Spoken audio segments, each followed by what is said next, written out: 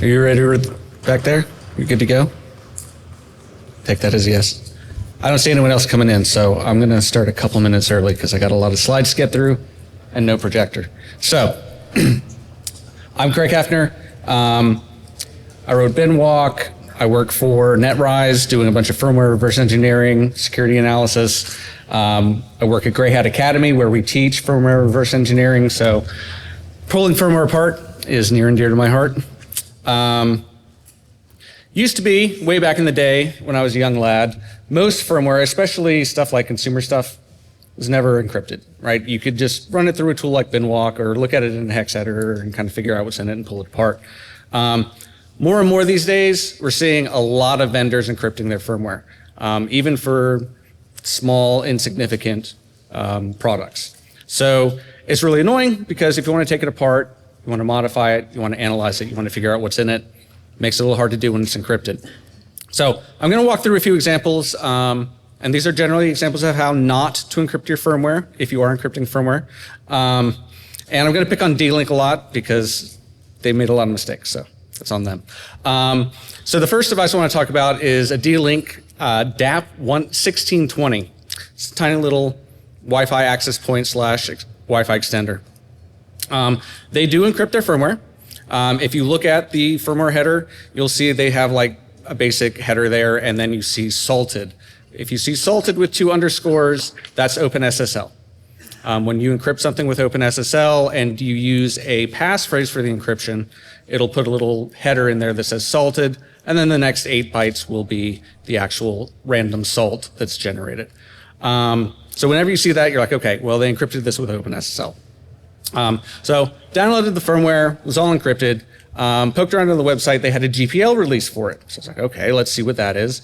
Pulled down the GPL release. It was a Linux-based firmware, so they had to comply with GPL. Probably what they didn't have to do was include the build script that had the OpenSSL command to do the encryption and decryption. It was fairly straightforward. I do wish the slides were working, but basically they were just doing a SHA hash of the hardware ID and the model name, and then using that as the key or the passphrase to do the encryption. And it's symmetric, so same key works for decryption. The only small hiccup was that if you just take their OpenSSL command and run it as is on any kind of a modern system, it doesn't work because the key you provide is not actually the encryption key. It is a passphrase. So the passphrase and the salt are used to generate the actual encryption key by OpenSSL. And it does that by running it through a series of hashing functions. And if you don't explicitly tell it what hashing function to use, it uses the default. The default today is SHA-256. Many years ago, it was MD5. They were using an old version of OpenSSL, so you had to explicitly tell it to use MD5. So if you're familiar enough with your tools to know that they change over time and how they've changed, that's helpful. But it's also nice to look through GPL code for encryption keys. Second example of what not to do. A D-Link DAP 2610. This is a little bit higher end, more for the small business, commercial sector. And they had a lot of firmware available for download.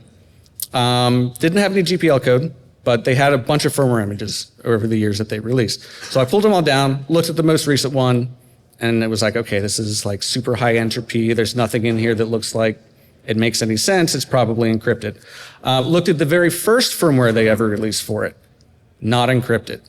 Had a squashfs file system in there. You could pull it apart and, pull all the files out very easily.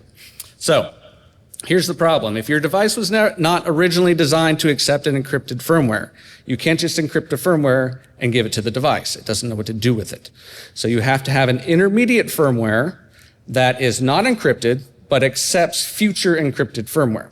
So you have an unencrypted firmware that can decrypt future firmware, which kind of defeats the point of encryption, but that's okay. So looking at the most recent release that was not encrypted for this device, there was a new file added called encimage.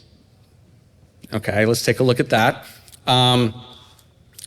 Basically, they had two pieces of data, one piece that just based off of the names in the files, they called FW sign data, and another piece called image sign.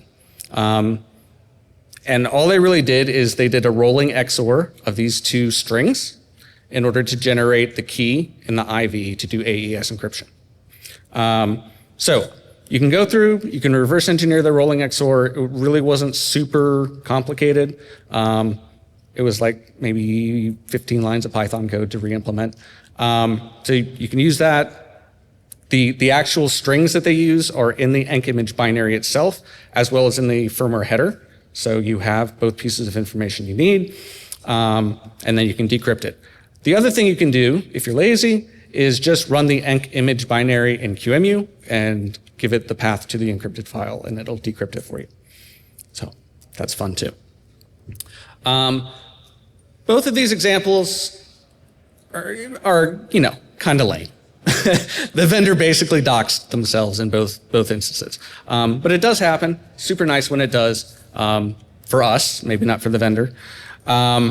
But D-Link did learn their lesson. They got a little more creative with their most recent line of devices.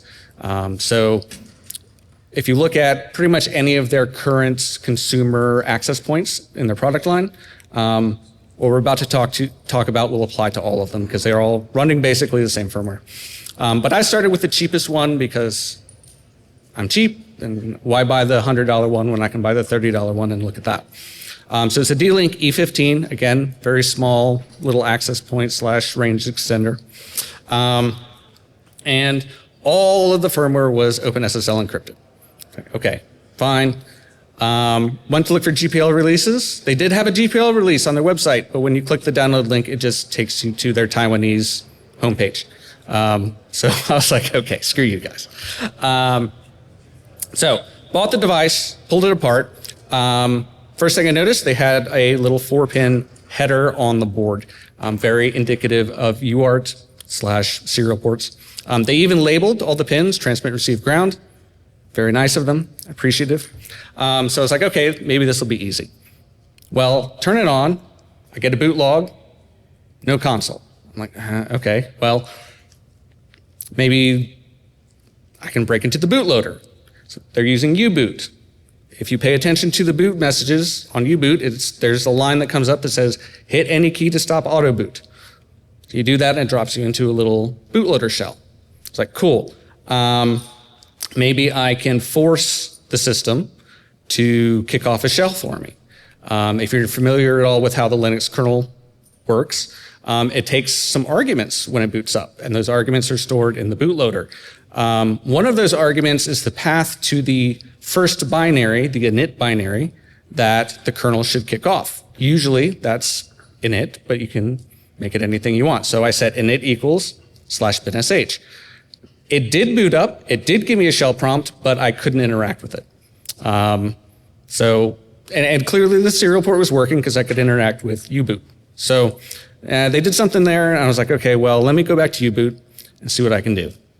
U-boot, if you haven't played around with it, super fully featured bootloader. It's really awesome. So there are a few commands that may not always be compiled in, but they did have a couple really useful ones built into this version of U-boot. One is UBI, which allowed me to read sections of the flash chip into memory. And the other was TFTP put, which allowed me to write sections of memory over TFTP back to my laptop. So I pulled in a section of flash that was based on the flash layout in U-boot, supposed to be the file system. Read that into memory with the UBI command, and then used TFTP put to send that over to my laptop. It was unencrypted. It was a SquashFS image. Awesome. At this point, if my only goal was just to get that firmware version of that device unencrypted and look at the file system, I'm done. But I was kind of curious. I was like, okay, well, maybe I can figure out how they're doing the keys and maybe decrypt some of the other firmware versions. So started poking around at some of the binaries inside that SquashFS image. They had a binary called Commander.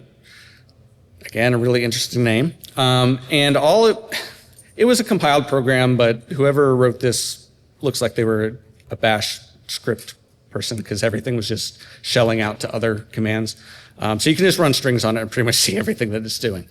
And if you grep for firmware or key or anything like that, you'll see that there was a handful of commands where basically they're reading the key from somewhere on flash. They had like these kind of encoded offsets that didn't really correspond to actual flash addresses. So I don't know what the translation was there, but they were reading something in and they were writing it to the temp directory.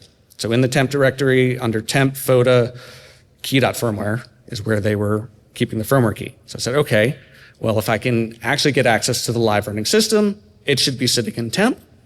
Maybe I can just pull it from there. So I started poking around at some of the binaries. I do work at a firmware RE company, so we have some fun internal tools. I threw some of the binaries through, and one of the interesting things that popped out was the web server had a potential command injection. And basically what they're doing is they have some custom binary called foda, and it accepts several arguments, one of them being your time zone. So if you go to the web interface in the admin console, I guess it's not a console, but the admin interface, one of the things you can set is TZ location. And normally this is a drop-down box that's like, Africa, New York, whatever your time zone is. I told it my time zone was backtick, telnet D backtick.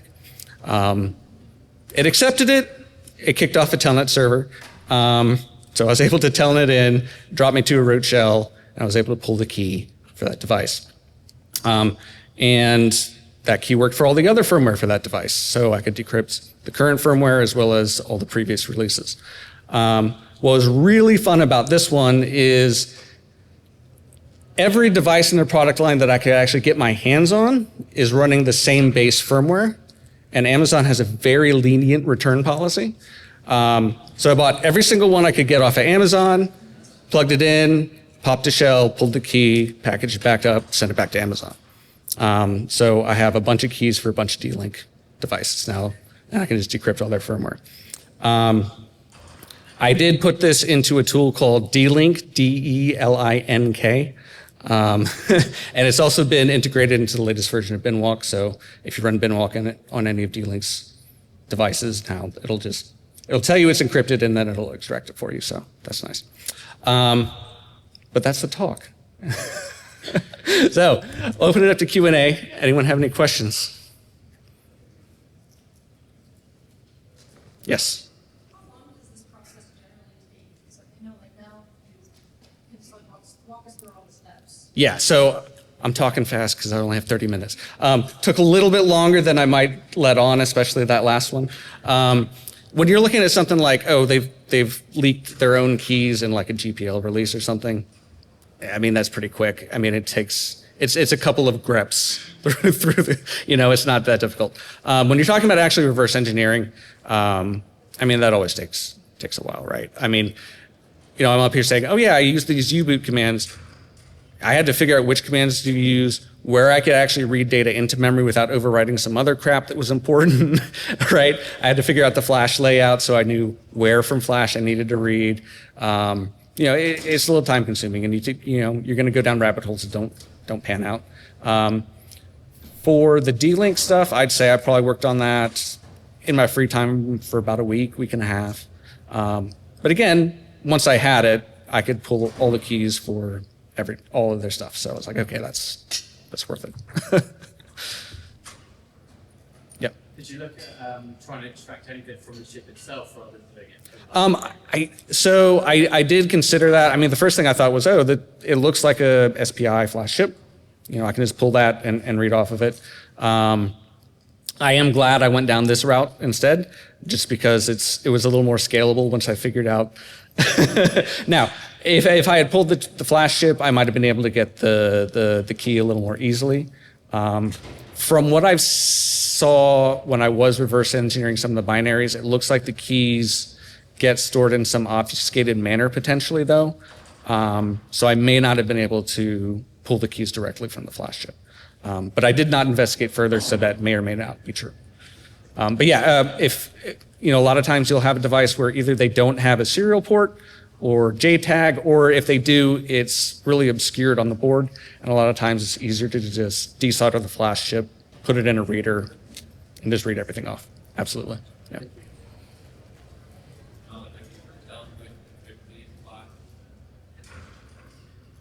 Like they encrypt at the flash layer? Yeah. Yes. So now what I will say is I haven't dealt with anything where they have an off-board decryption, right? They have some custom hardware IC. But in those cases, what I've seen is there'll be some stub at the very beginning that decrypts it on boot. And so you have to reverse engineer that. That can be a lot more difficult for a couple of reasons. First of all, the ones that I've looked at are usually homegrown encryption, which is not cryptographically secure, but a huge pain in the ass to reverse engineer. So that takes some time. But yeah, there has to be something at some point that's going to decrypt the code into something the processor can understand. So either they have to have some code stub that does that, or they have to have something else on an off-board chip that will do the decryption. That's kind of the Achilles heel of encrypting with anything hardware. If you have a device that uses the encrypted firmware and you sell it to me, you just sold me a decryption device. Now, how easily I can use it to do what I want is another question, but by its very fundamental nature, that's what it is. So, with enough time, effort, and resources, you could break anything. But that's, I guess, true of everything, right? Was there another question?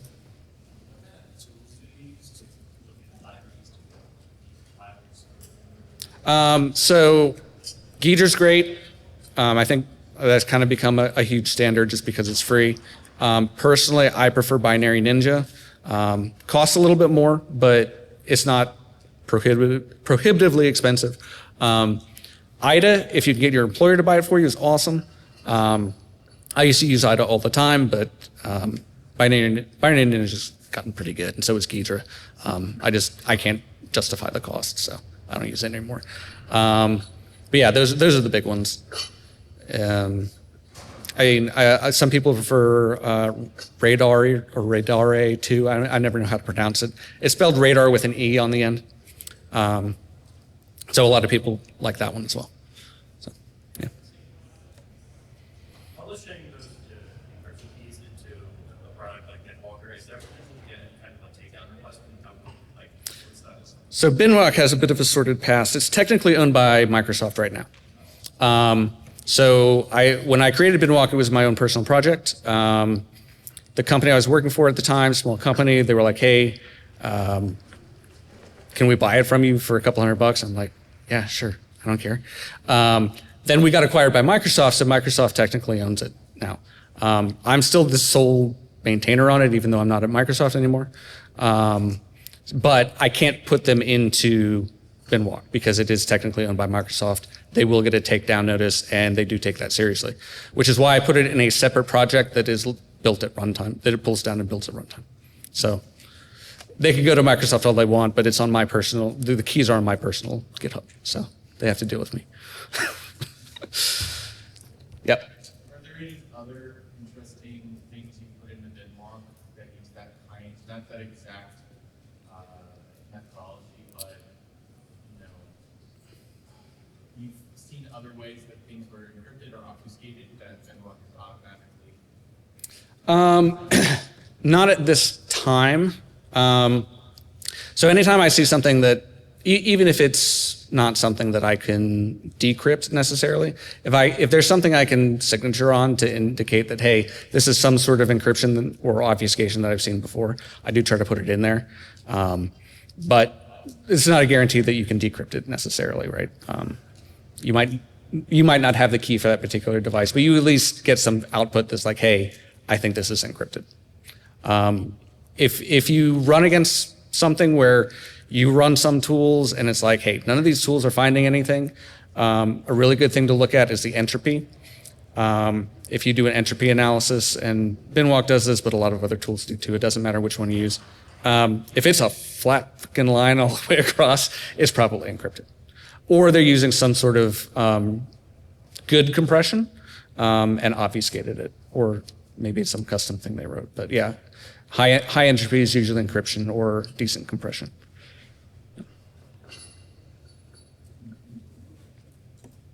Nothing else? Oh. Do you have experience working with devices that utilize secure element chips? Secure element? No, I do not. Sorry.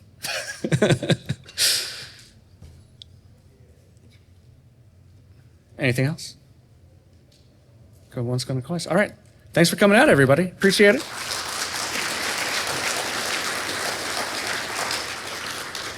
Hopefully the recording picked up some of the slides. I was kind of jumping through them because I wasn't really presenting them, but yeah, if anybody wants a copy of the slides, come see me. I'll give you my email. We'll post them up somewhere. Yeah, have a great time.